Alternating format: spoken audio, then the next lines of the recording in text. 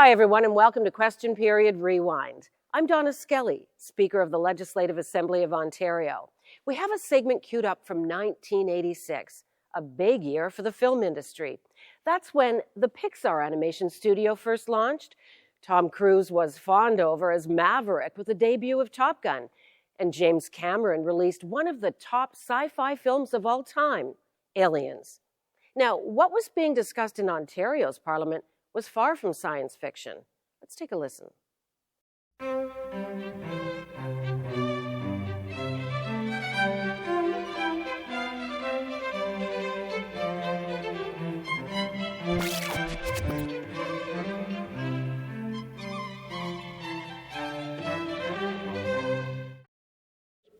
Oral questions. The Leader of the Opposition. I want, Mr. Speaker, this afternoon to return to the what is becoming more apparent, Mr. Speaker, day after day, a rather large cover-up of the UTDC transaction. My question, therefore, is to the Minister of Transportation and Communications. He will know this morning in the Public Accounts Committee that that committee was studying the UTDC matter and heard before it from Kirk Foley, while at the same time you and your ministry were at estimates in the General Government Committee. At that time, Kirk Foley acknowledged that a report had been prepared for you last fall, for the government last fall, on the future of UTDC. A report which we understand indicated quite a good future for UTDC, and concern over the government's dismantling of UTDC, and a suggestion that UTDC not be sold, as was the intention. You, at the same time, in another committee, denied ever having seen the report. Are you this afternoon prepared to acknowledge the existence of the report, apologize to the House for not having distributed the report and made it public, and are prepared to give it to us this afternoon? Minister. Thank you, Mr. Speaker. I think possibly the Leader of the Opposition has done us both, and particularly his critic, a favor. In fact, the critic this morning asked a very similar question, and of course there's a problem with both public accounts and estimates ongoing concurrently. Your critic asked about an uncertain titled report from an uncertain, unnamed author and an unnamed date. Now that you've identified the author, perhaps you could provide me with the title and the date of the document you're referring to so that I can locate it. In response to your critic's question, I'd be happy to deliver it to him. He asked that question this morning. I answered it, and I said to him that I would attempt to track it down. Now that it's no cover-up, the question was asked in estimates this morning, and we said and guaranteed that if we could locate the author, the title, and the date, and you've just provided further information, we would do that. Supplementary. Nonsense. A point of privilege. Just to correct the record. Order. Order. Well, order. Order. Order. That could be a point of personal explanation. It certainly isn't a point of privilege. So, order. Order. Supplementary. Might I say that the minister's answer indicates either the total disorganization with which he and his ministry have handled the sale of UTDC, or in the alternative, unparalleled arrogance in violating every speech his premier has given about open government. Now, my supplementary question to the minister is this. The report, as my colleague told you this morning in committee, was a report on the future of a report to the Government of Ontario on the future of UTDC. It was prepared by Kirk Foley, who was then running UTDC. UTDC has been in front of the Public Accounts Committee, and you have been asked for information in this House now for almost 1 full year on UTDC, and you and your government have hidden a key report outlining the future of UTDC and which relates directly to all the questions that have been asked. My question to the minister is this. Are you prepared? Are you prepared? Are you prepared to acknowledge this afternoon? Are you prepared to acknowledge this afternoon that on the closing of UTDC, you received $10 million cash, and that by the end of today, by the end of tomorrow rather, you will have paid to Lavalin $21.2 million Minister? and gotten 10 back? Minister. Mr. Speaker, the Leader of the Opposition continues to mix apples and oranges. There is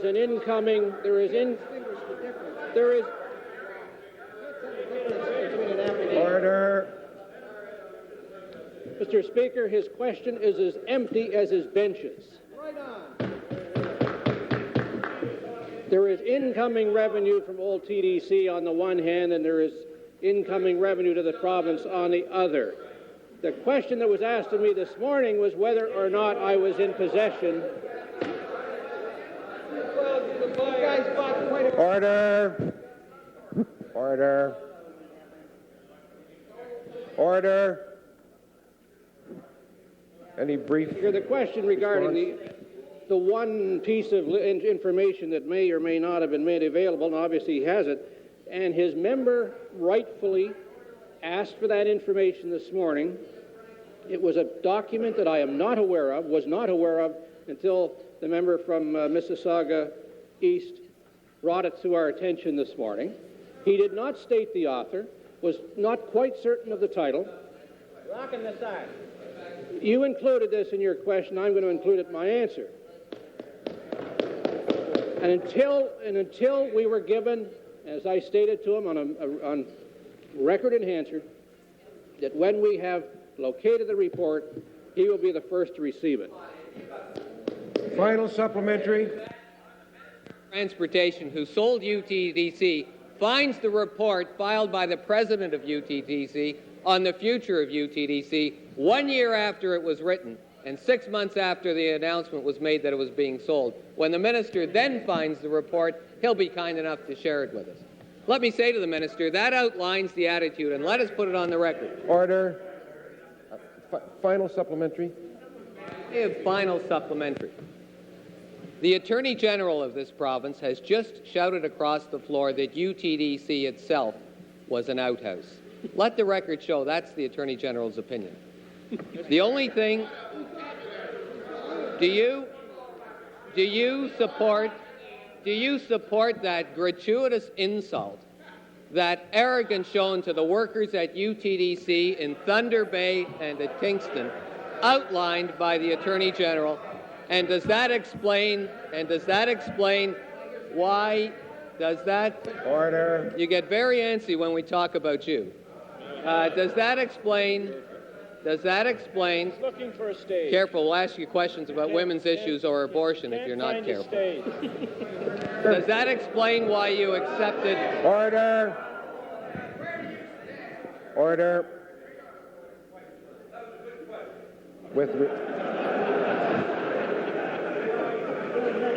I thank the member for Sudbury East. Minister? Mr. Speaker, I think the member for Sudbury East heard more of the question than perhaps he'd like to answer it. You know, when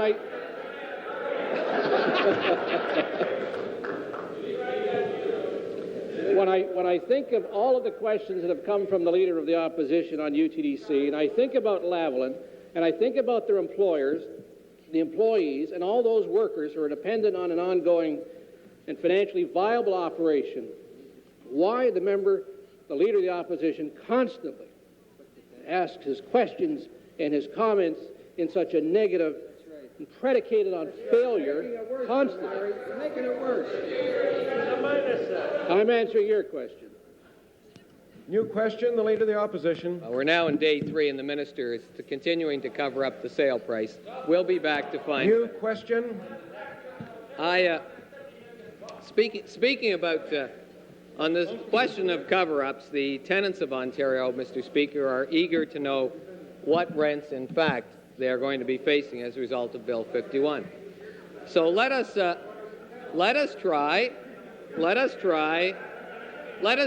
for a third day let us try for a third day to find out from the minister, in a simple skill testing question, what in fact rents the tenants are going to be facing.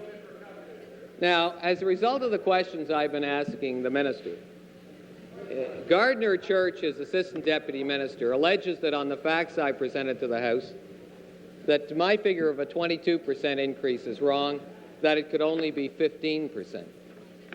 We spoke this morning to Fred Peters, who the minister will discover is your executive director of rent review and your expert on Bill 51.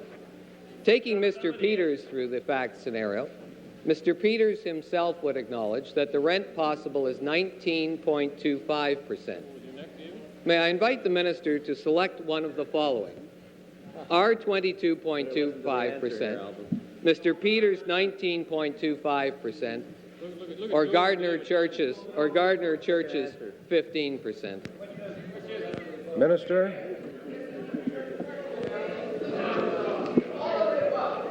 Mr. Speaker, Minister? I couldn't believe that the member of the opposition, the leader of the opposition, would have the gall to even stand up today to ask me any question in regard to that. But if the report in the Globe and Mail admit that he conceded that it is wrong figures, I'm appalled.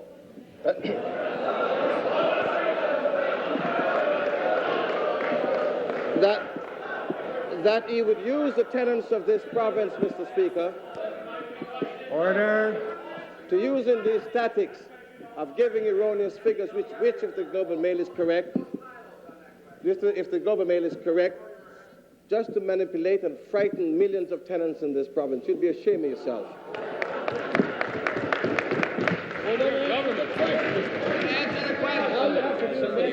Somebody wrote that answer. It's you they're frightened of, Alvin.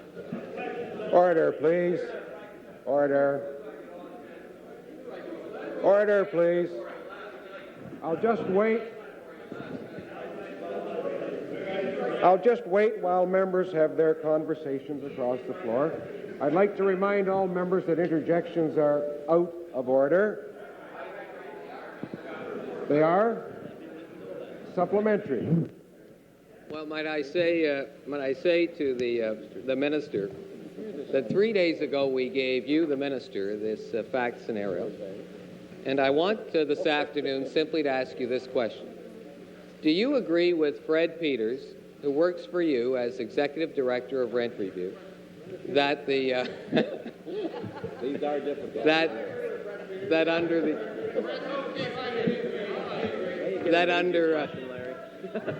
that under the scenario we presented, the possible rent increase is 19.25%. Do you agree with your employee, Mr. Peters? Minister? Order. Mr. Speaker, the leader of the opposition brings hypothetical questions to us every day. And then he wants an answer, and he goes and searches out for certain answers, Mr. Speaker. I still feel I don't know how I can trust the figures that he brings forward, as I think I should stick to the fact, Mr. Speaker, that he should maybe present it to me, and I'll write to you. I cannot teach you Bill 51 in question period. Don't know. Yes. We're not going to debate that. Order. I want to agree with the supplementary. minister. He certainly cannot teach anyone Bill 51. I want to agree with him on that. The minister is right Final about that in supplementary. silos. I want to say seriously. I want to say seriously to the minister. He and his leader are doing a lot of saber rattling about having their way on Bill 51, or the bill's going to be withdrawn. Now, seriously, Minister, if you are putting that sort of proposition, it is only fair and responsible for the opposition parties to try and determine on behalf of the tenants of this province what possible rent increases they are facing as a result of Bill 51. Now, we have checked out a not unusual fact circumstance with your ministry, with Fred Peters, the head of the rent review program. And Mr. Peters has acknowledged to us that on his calculations, not ours, the possible rent increase is 19.25%. My simple question for the minister is, do you agree with Fred Peters in your ministry that on this scenario under your legislation, rents can go up 19.25%? Minister. Mr. Speaker. Order. Order. Order.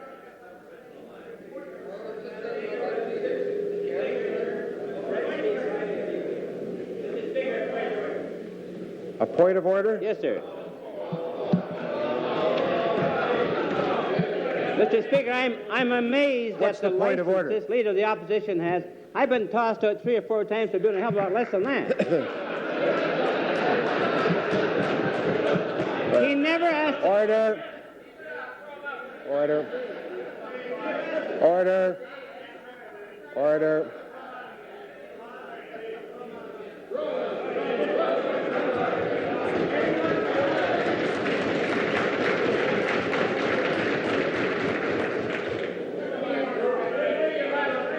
Order. New question. Order.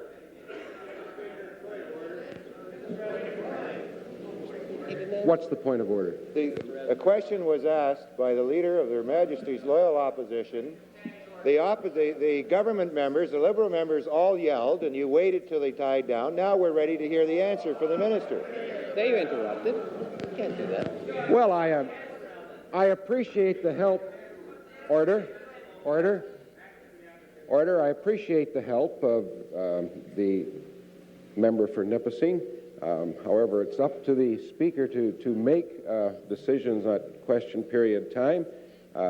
However, if I'm sure by the attention I'm getting now, that means that we're going to continue to get that attention for the balance of the question period.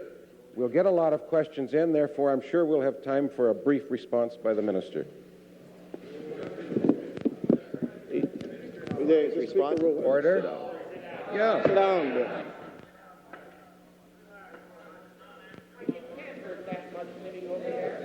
Mr. Speaker, our study at the Ministry has shown that rents will increase far less than the previous bills that were in. We have seen increases, Mr. Speaker, up to 40 and 50%. We're seeing an average increase of almost about 4.7%. So if the Leader of the Opposition is bringing in figures here which are wrong, which he admits, just to frighten the tenants of this province, I think he should act in a much more responsible manner.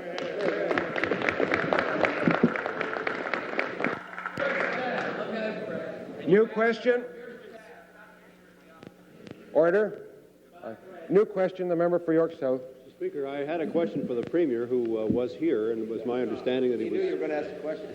going to be here. I will, for your permission, Mr. Speaker, I will... there he is. There he's here.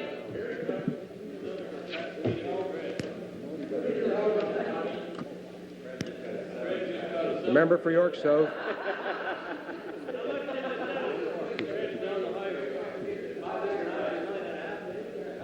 The member for York South. Yeah, Mr. Speaker, my question is to the Premier. It concerns equal pay. The Premier will know that we've had discussions about this in the House on Tuesday, and there were reports in the press today that the House Leader has been saying that it's his intention, if amendments are carried in the committee, it's his intention to pull the bill.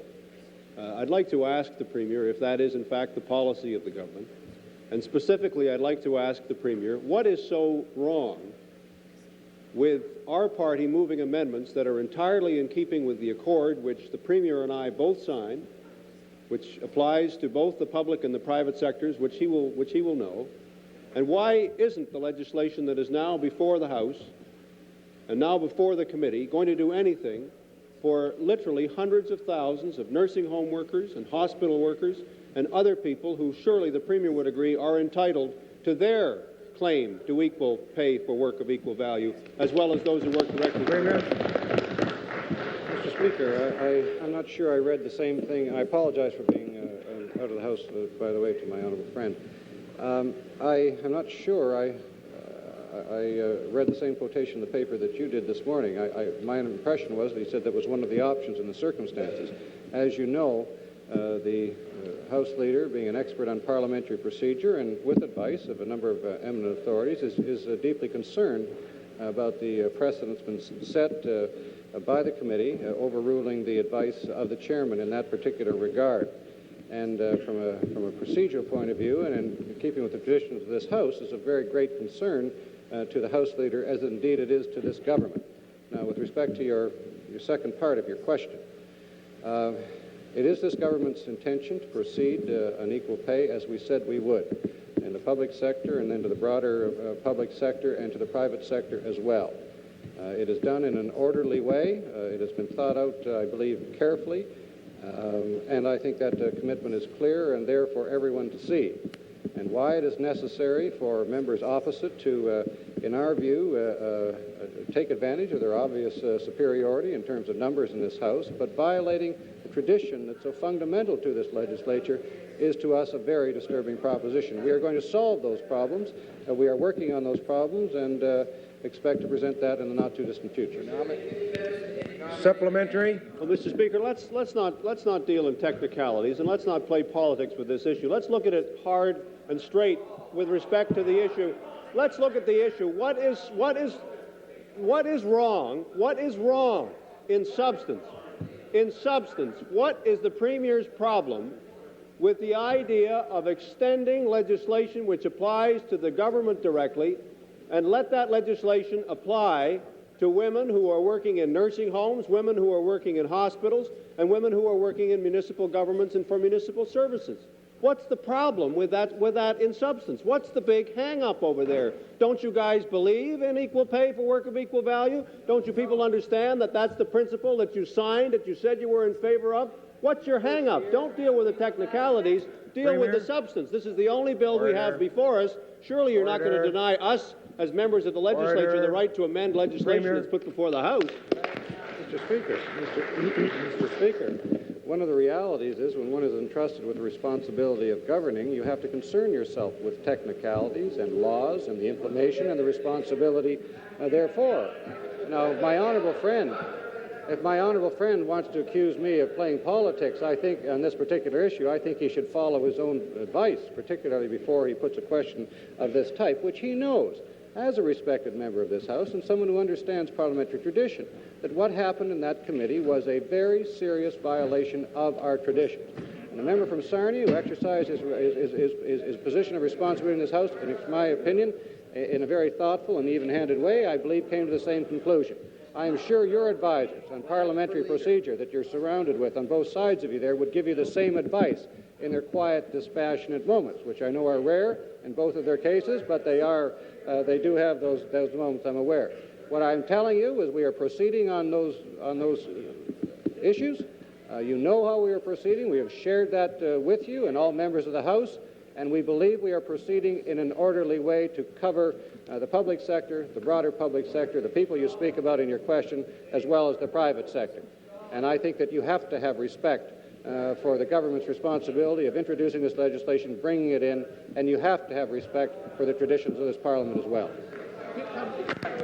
Final supplementary. Mr. Speaker, the Premier knows perfectly well that what he is doing is using gobbledygook to cover up and to hide and to obscure an issue which is very simple.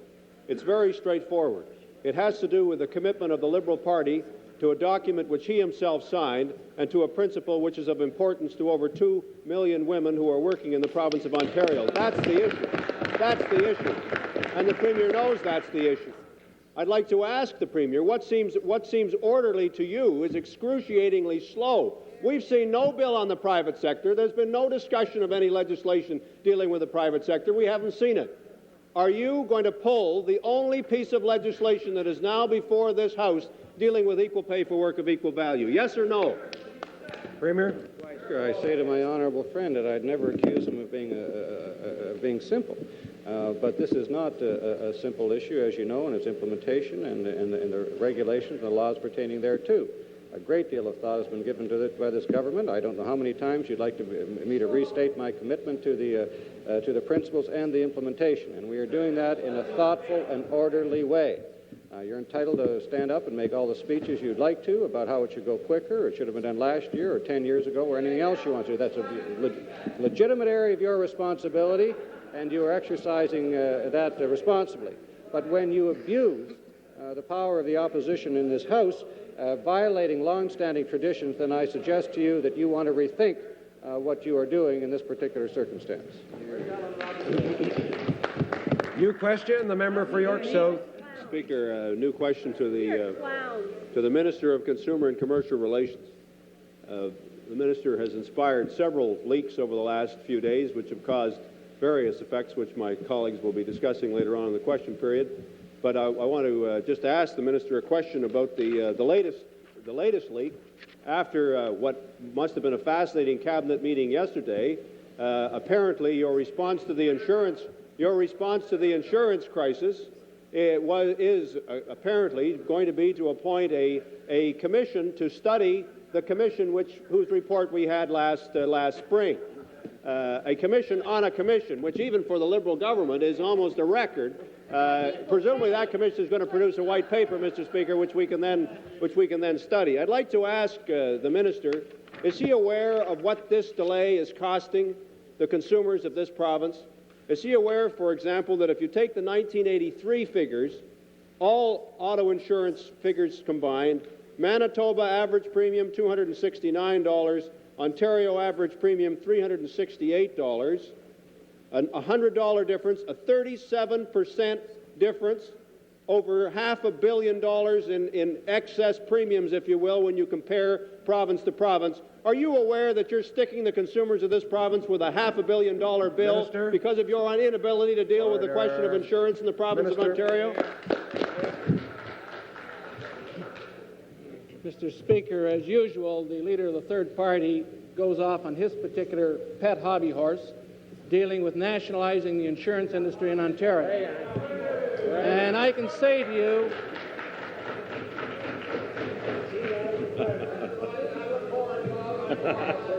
we are Tall in the saddle, Bob. We are dealing with the insurance problem in a rational, organized, and responsible manner. Supplementary, the member for York South. Well, if you're going to ride a horse, Mr. Speaker, I'd much rather be riding this one than the one the minister was riding yesterday. That's all I can say. I'd like to ask the minister a question. Is it the government's intention? Dr. Slater produced his report. The government then said there was going to be a period of consultation after the report. The minister has been on record on many occasions as saying the government was going to be taking steps once those consultations were over. What is the government going to do about the insurance ripoff for the drivers of Ontario? Just what are you going to do for the drivers? Minister? Mr. Speaker, I would suggest to the leader of the third party that if you just have a little patience, you will see what our response will be. Final supplementary. Mr. Speaker, I appreciate all the condescending advice I've received today.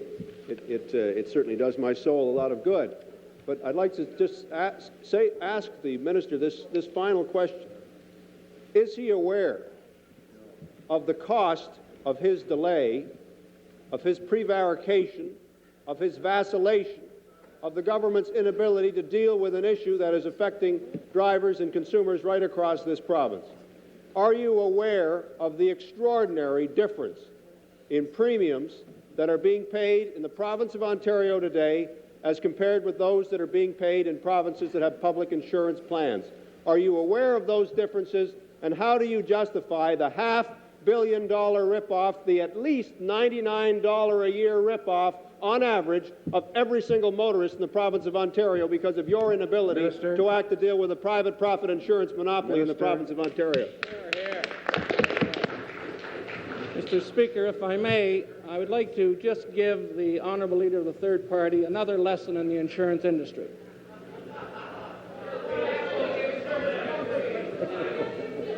The member will know, if he has read anything other than his own propaganda, that for every dollar of premium that is paid in Ontario for insurance, it cost $1.31 in claims. For every dollar of premium, it's $1.31.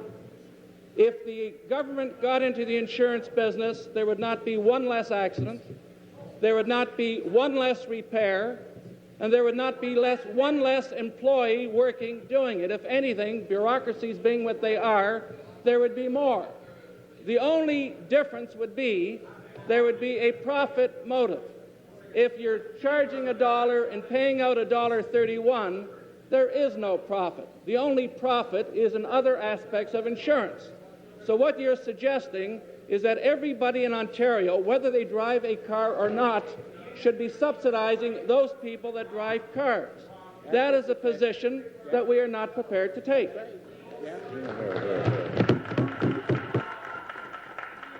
New question.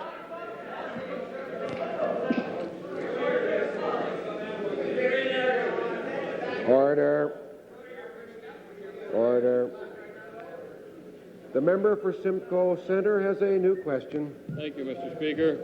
Mr. Speaker, I have a question for the Minister of Tourism, Recreation and Fire Sales. Mr. Minister, last Thursday in this House you announced the possible sale of Moonachie Lodge. And now that a week has gone by, would the Minister share with this House further details on the sale of Moonachie Lodge? Specifically, when will the deal be signed, and how much money did you actually receive for the resort? Minister? Mr. Speaker, I think I stated in my statement to the House that as soon as the signing took place that I would table all the documents relating to Moonachie Lodge, and I'm quite prepared to do that. Quite prepared. Supplementary? Well, supplementary, Mr. Speaker. It's quite clear now. Can the Minister confirm or deny that $3 million was paid for this $33 million resort, and that a further tax holiday... Oh, listen to this. It gets better. Oh, it gets better. It gets better. This is the good part. $3 million. $3 million was paid for this $33 million resort, and that a further tax holiday at the expense of the Ontario citizens was granted in the amount of $30 million, which would actually mean that you paid someone $2 million to take Moonachie Lodge off your hands. Can you confirm that? Minister? First of all, Mr. Speaker, the honourable member doesn't know what he's talking about, and I must tell you, you're very much like your leader. When you quote figures, I don't put much credibility into it, I can tell you that. And I can tell you this, that the taxpayers of Ontario will be very pleased when I table all the documents in this House. New question, the member for Algoma. Mr. Speaker, I have a question of the Minister of Energy regarding the PCB spill into the Mississauga River north of Iron Bridge and Thessalon yesterday. A major fishing and tourist area. This spill took place at Ontario Hydro Wells Generating Station. It's the second PCB spill by Ontario Hydro within 2 weeks in Northern Ontario. Is the Minister aware that 30 litres of liquid that was 70% PCBs, that's millions of times more dangerous than the spill at Chapleau, escaped down an open drain into the river? And could he explain why Hydro ignored the Ministry of Environment's recommendation of weeks ago that Hydro not replace PCB-filled transformers in that area as long as the drain was open into the river? Minister? Good question. Mr. Speaker, yes, I am aware of the spill, and of course it's under investigation. I'm very anxious to know just how the spill took place and the kind of precautions that are taken and the ones that should be taken. And of course, the Minister of the Environment is examining the situation, and I can't report to the House right now, but I shall when I have more information. Supplementary? Thank you, Mr. Speaker. I appreciate that the Minister is going to investigate the situation. In his investigation, will he determine what steps Ontario Hydro is going to take to ensure that these kinds of spills do not occur anymore, and to ensure that the Ontario Hydro follows the recommendations of the Ministry of Environment? And is he going to give us a report on what compensation Hydro will give to the tourist outfitters along the Mississauga River who are going to be adversely affected if the fish take up the PCBs? Minister. Yes, Mr. Speaker, I certainly would confirm to the member that I'm very concerned as relates to the threat to humans in the area particularly, and secondarily as relates to the fishing opportunities there. Of course, it's always of grave concern when we have those kind of spills in and around our waterways. It seems that the little information that I do have, that it was a spill when a crane was hoisting a transformer and struck a rock and burst open and the spill occurred. I'm also very anxious to find out the kind of precaution that's taken by the workers when a transformer is being handled full of PCBs, and as to whether there shouldn't be more caution taken in the handling of such devices. But I certainly will bring a full report back to the legislature, Mr. Speaker, as soon as I have it. New question? The member for Sudbury. A question for the Premier, Speaker. Premier Peter McBride, who's the Public Relations Director for Falconbridge Nickel, has been quoted as saying that the company doesn't see any need for a public inquiry into the corporate activities of Falconbridge Nickel. Is Falconbridge's attitude towards a public inquiry yours? Premier? Mr. Speaker, to the honourable member, I don't know Mr. McBride, and this question was raised a week or so ago by the member from Sudbury East. I am meeting tomorrow I believe, with Mr. James from Falconbridge, and I will be making some my own determinations about what his plans are. Supplementary? Well, Speaker, to the Premier, I think that what concerns the people of Sudbury and the people of Ontario is not what Mr. James's plans are, but what the government of Ontario's plans are, and the Premier of Ontario to speak up for the people of Sudbury region. Now, it's believed by the union that in past years that the company has purchased Russian and or Cuban nickel on the London Metals Exchange, and there are questions about their activities with regard to the purchase of Kidd Creek and how that affects the layoffs in Sudbury. And it's believed that those purchases that were made on the London Metals Exchange, of course, were made on the backs of those workers in Sudbury. So I ask you again, if you're not going to have a public investigation, a public inquiry into the activities of Falconbridge Nickel, are you prepared to tell this House then that that Falconbridge Nickel is not buying Russian or Cuban nickel on the London Metals Exchange? Premier? Not at all. It's my understanding that they did, in fact, buy some nickel on the metal exchange. My understanding was, and I don't know all of the facts, that there was some sort of a rational explanation in the sense that they were to meet a short-term demand situation. I'm under the impression it's not ongoing, but I could be mistaken, and obviously those are questions I will be trying to get an answer to. If it is my honourable friend's suggestion that we have a public inquiry into Falconbridge, then stand up and say so. If that's your position, then well, you didn't say that. You asked us what we were going to do. I'm telling you that I'm obviously concerned about the viability and the plans of Falconbridge, as I am of Inco and many other companies in Northern Ontario at the present time. And I'm very concerned about the prospects there. And I can, but as I said, I'll be having a conversation tomorrow, and we'll see where the situation is. New question? The member for Bellwoods. Yes, I have a question for the Minister. Order. The member for Sudbury has already asked the questions, and now it's time for the member for Bellwoods.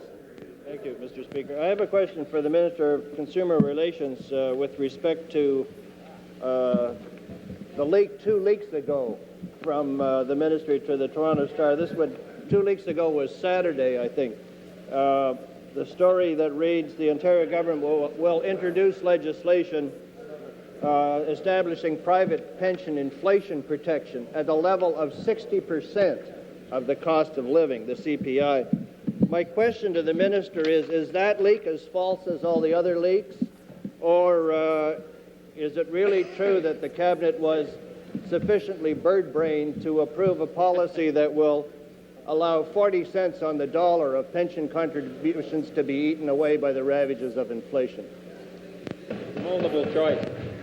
Minister? Mr. Speaker, the members of the third party are constantly referring to the Toronto Star as the source of their information, and if they want to govern their responses on that basis, that's their business. As far as I'm concerned, when I introduce legislation or make statements in the House, you'll then have an opportunity to question me on those particular policies. I think it's counterproductive to get into a debate about things that appear in the paper. Supplementary.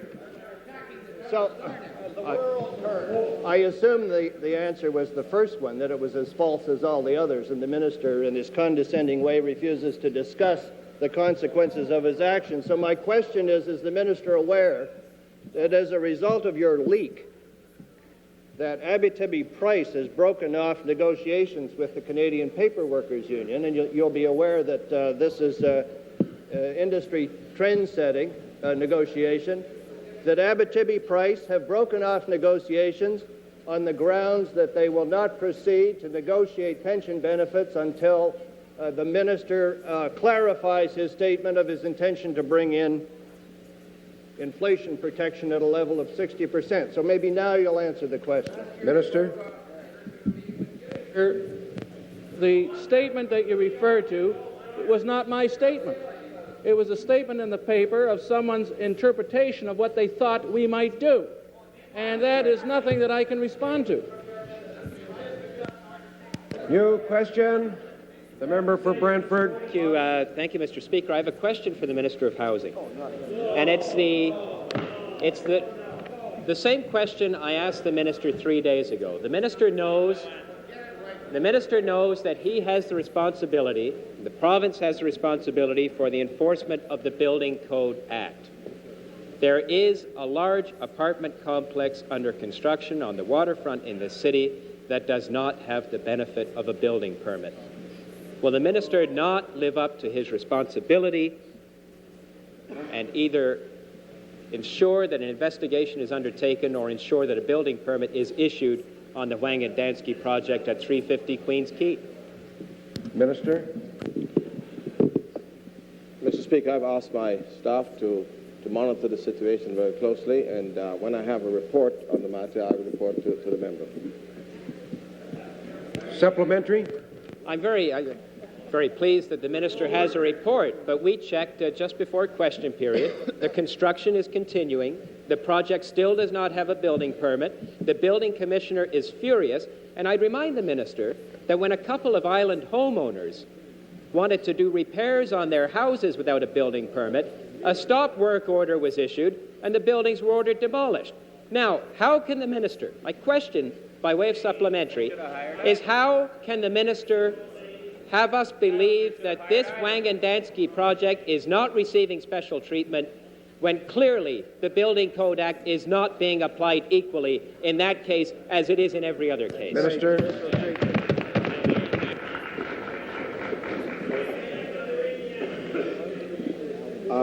Mr. Speaker, Order. I've been informed, I think last night, that the city had issued a stop work order on the project, and as soon as I said I got a detailed report of what's going on, I let the House know. I would also like the member, he stands in the House each day, Mr. Speaker, and make these sweeping allegations, implying that there is somehow interference and some illegal things that are going on. I would like, Mr. Speaker, for the member to stand up and give evidence, concrete evidence, of what he's trying to indicate. You.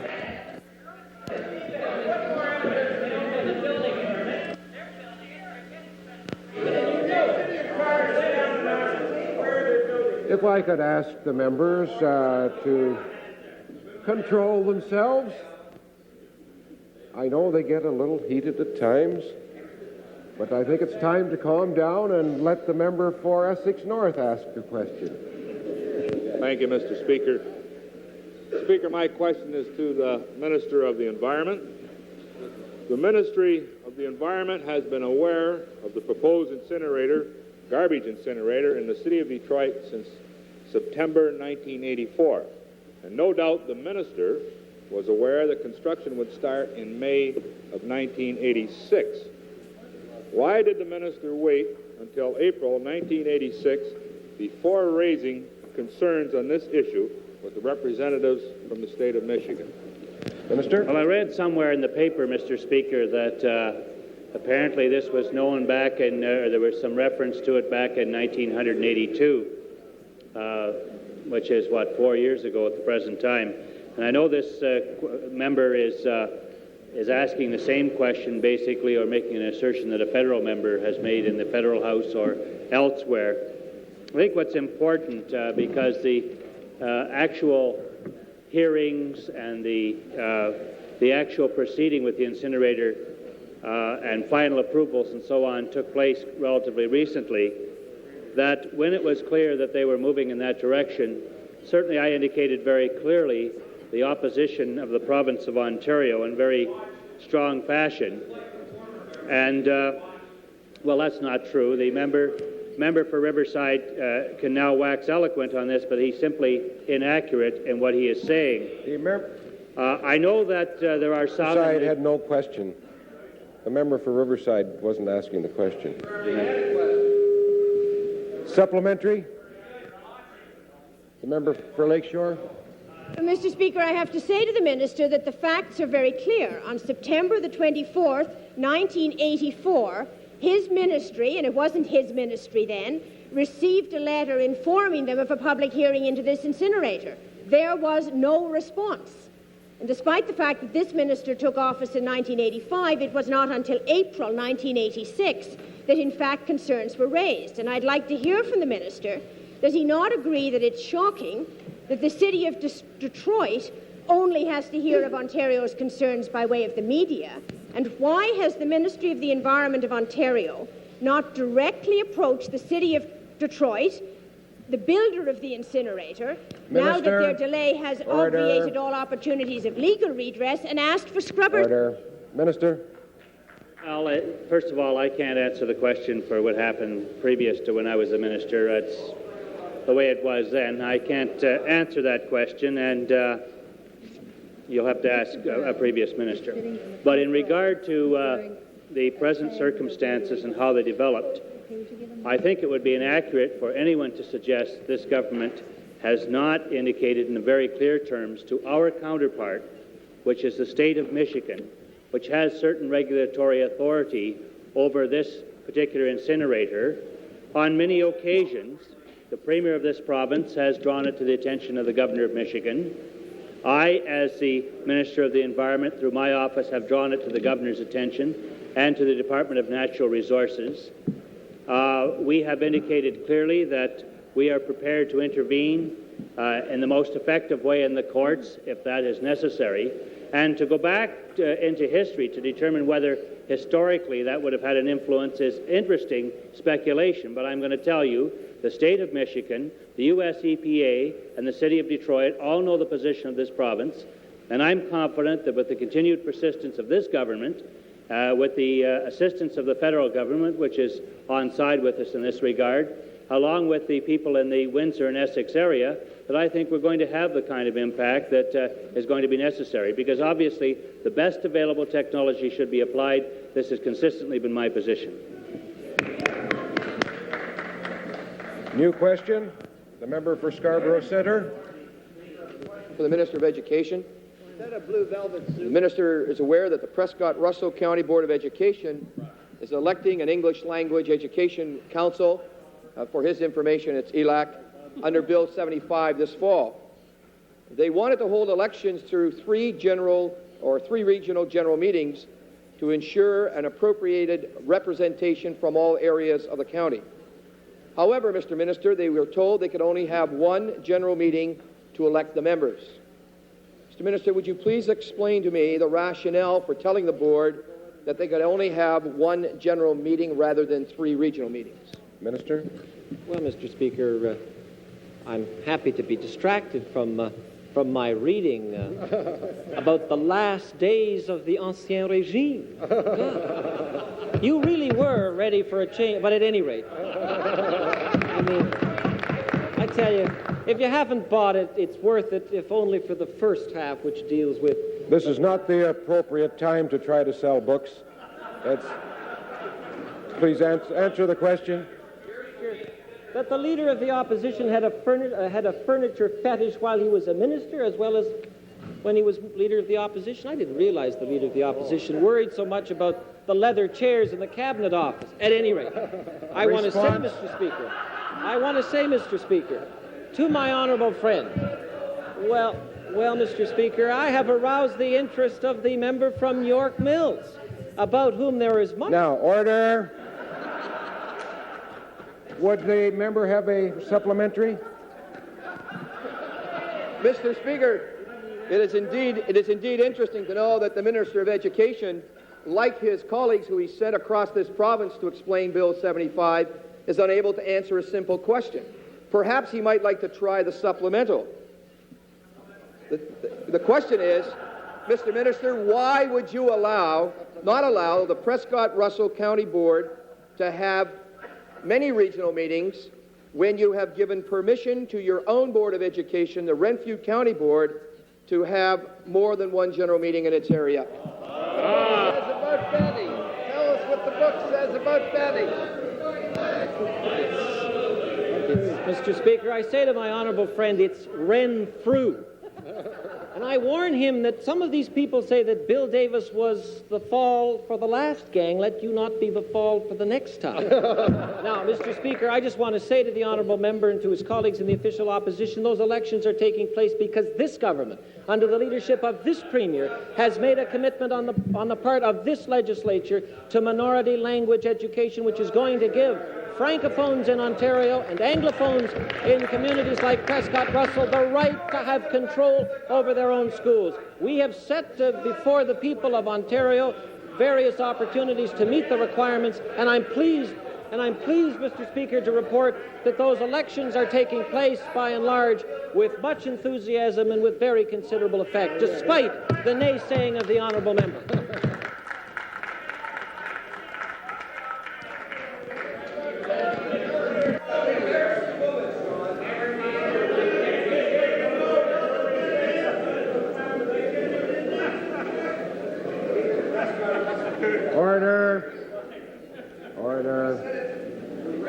The member for Windsor-Riverside with a new question.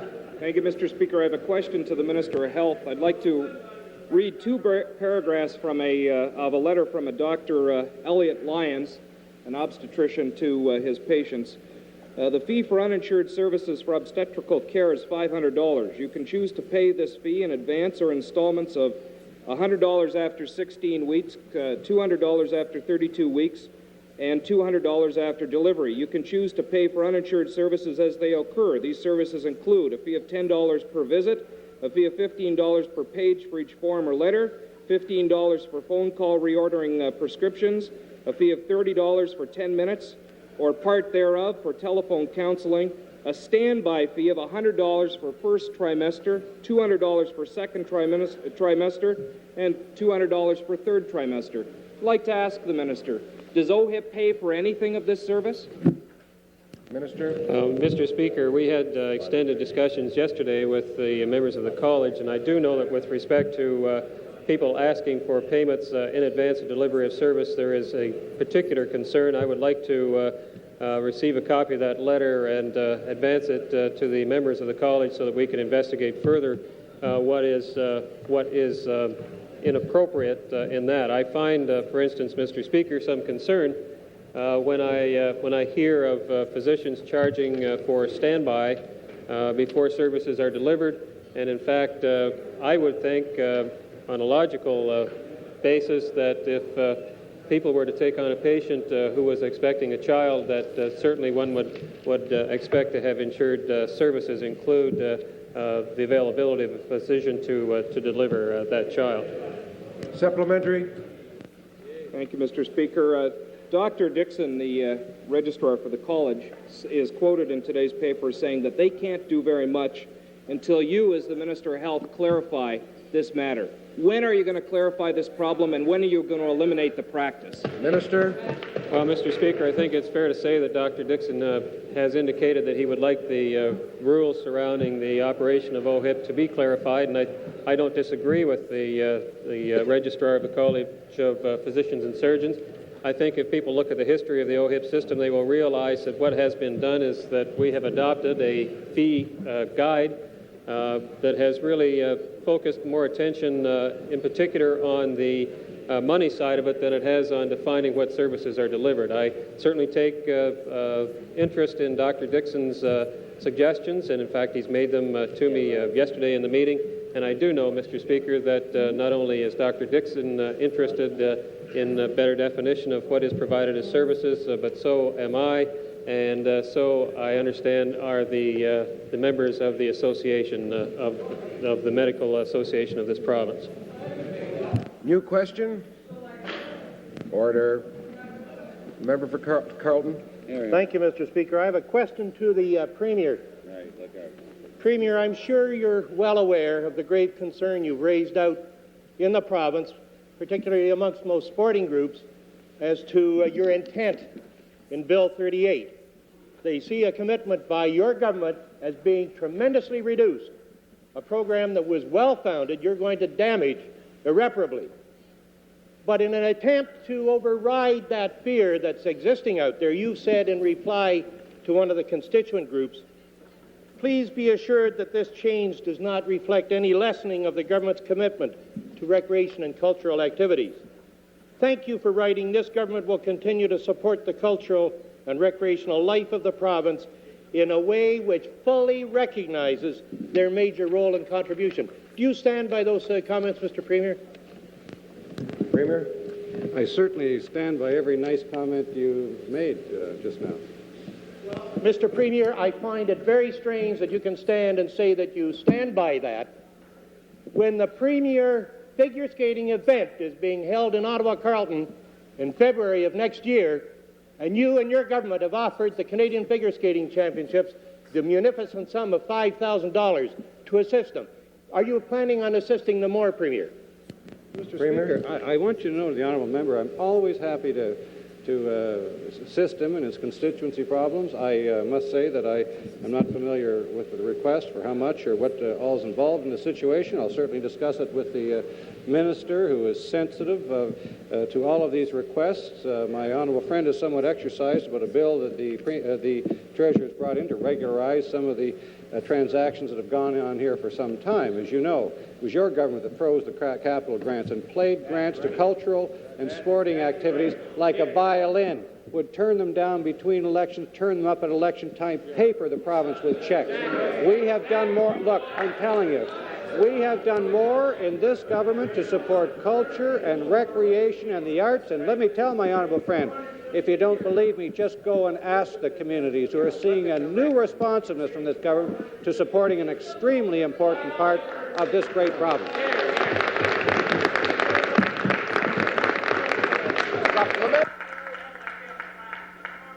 Order. The member for Beaches Woodbine has a question. Thank you, Mr. Minister. My question is for that popular minister today, the Minister of Consumer and Commercial Relations. On Monday, Mr. Minister, you told me that when the Ontario Racing Commission made its decision on Sunday racing at Greenwood, you would be prepared to play a role if the decision did not resolve the residents' problems of inadequate public input and no consideration of the impact on the community. Well, Mr. Minister, since the decision has come down and is in favor of Sunday racing, but completely ignores these two problems, will you, in the interests of fairness and open government, bring in amendments to the Racing Commission Act immediately to guarantee to residents their democratic right to have their concerns considered before any approval of Sunday racing for Greenwood can be implemented. Minister. Mr. Speaker, the member will know that the matter is before the courts. The residents have gone to court, and it would be inappropriate for me to comment on that specific aspect of it. But what I should point out is that the residents had an opportunity to be heard by the Racing Commission. The Racing Commission allowed them to come in and was prepared to accommodate them. What had happened is that there was a question as to whether or not the Racing Commission had jurisdiction not to hear the residents, they were prepared to do that, but to hear the matter that they were bringing up. And that is now being determined in the courts.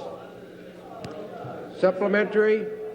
Mr. Speaker, Mr. Minister, are you aware that in the explanatory notes to its decision, the Ontario Racing Commission justifies Sunday racing at Greenwood because it is, quote, overwhelmingly in the best interests of the Ontario racing industry and its 46,000 employees, end of quote.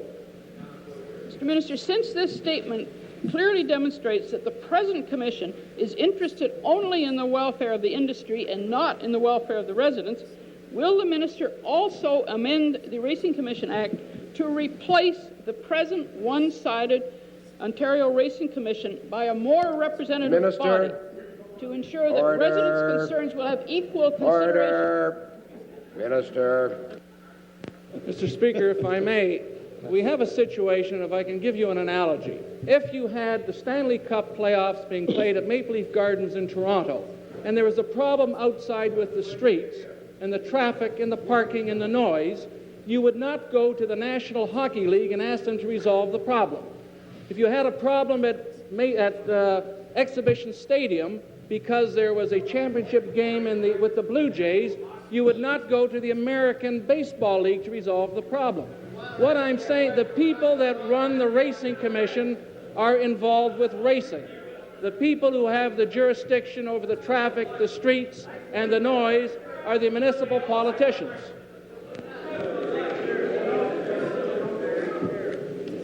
I'd like to inform the members of the House that the oral question period has expired.